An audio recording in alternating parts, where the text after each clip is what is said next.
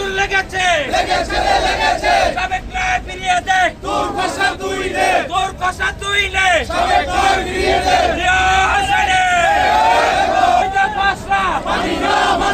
মানি না মানবো না লেগেছে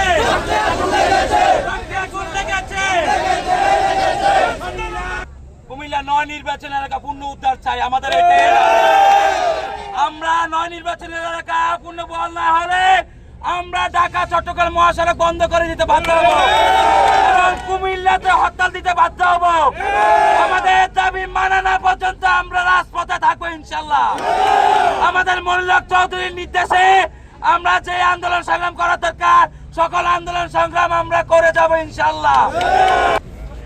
আমাদের সাবেক নয় নির্বাচনী এলাকার ফিরানোর দাবিতে আজকের এই মশাল মিছিল, এই মিছিলে ছাত্রদল, যুবদল, সব ধরনের রাজনৈতিক দল সবাই মিলে একসাথে হয়ে আমরা এই আন্দোলন করব।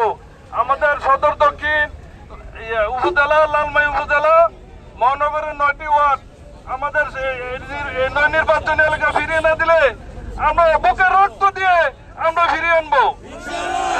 আর আমাদের দাবি যদি আদায় না হয় আমরা ঢাকা চিটাগাং নোয়াখালী রোড বন্ধ করে দিয়ে আমরা এর আনবো ইনশাল্লাহ। মনিরুল চৌধুরীর প্রতিহিংসা হয়ে অতীত আসন ভাগ করা হয়েছে, এবারও ভাগ করা হয়েছে। আমরা 9টি ওয়ার্ড এবং সদর দক্ষিণ লালমাই উপজেলা মিলে আমরা সবাই একটা পরিবারের, আমরা সবাই আত্মীয়তা সম্পর্ক। এই আসনকে খণ্ড করার জন্য, মনুষ্যের উন্নয়নকে ব্যাঘাত করার জন্য একটি চক্র কাজ করতেছে।